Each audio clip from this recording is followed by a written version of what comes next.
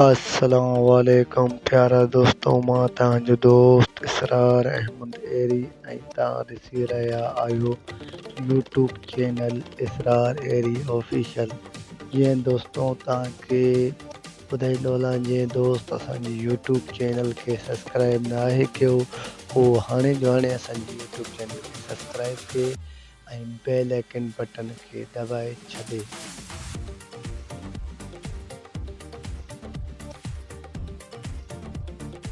दोस्तों तव्हांखे ॿुधाईंदो हलां, तव्हां थंबनेल ॾिसी सम्झी विया हूंदो ही वीडियो छाजे बारे में आहे, पर तव्हांखे ॿुधाईंदो हलां ही वीडियो आहे ज़हर ज़िंदगी ड्रामे जे बारे में।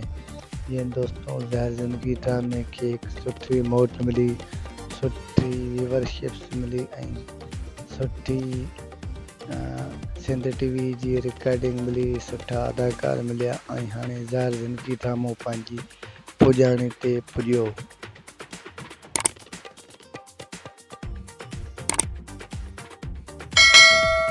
जीअं दोस्तों तव्हांखे ॿुधाईंदो हलां, ज़हर ज़िंदगी ड्रामो वधीक मां वधीक हलण वारो ड्रामो हुयो ऐं हिन जा एपिसोड बि मुकमल थी विया ऐं हिन जा अदाकार, डायरेक्टर, कैमरामैन उनखे बि सुठी मौज मिली ऐं सुठी फेमस शेफ्स मिली ऐं सुठा उन्हनि बि कमु कयो ऐं ऑडियंस बि उन्हनि जो भरपूर साथ ॾिनो।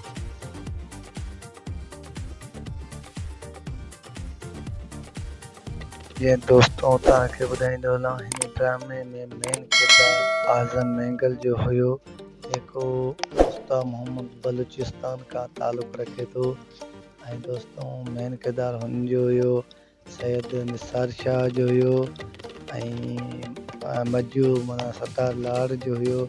जेके सीनियर अदाकार हुया ऐं सुठी रिकॉर्डिंग हुई, सुठी लोकेशन हुजण जी वजह खां ही ड्रामो फेमस थी वियो आहे।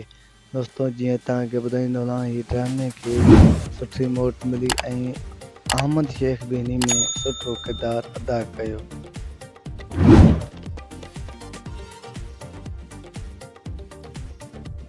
जीअं दोस्तों तव्हांखे ॿुधाईंदो हलां, हिन ड्रामे जे अदाकारनि खे अवार्ड बि मिलियो वियो आहे, जंहिंमें अहमद शेख, आज़म मैंगल ऐं मजू सतार खे बि ॾाइकी जे हिकिड़े प्रोग्राम में ज़हर ज़िंदगी तरफ़ां अवार्ड ॾियो वियो आहे।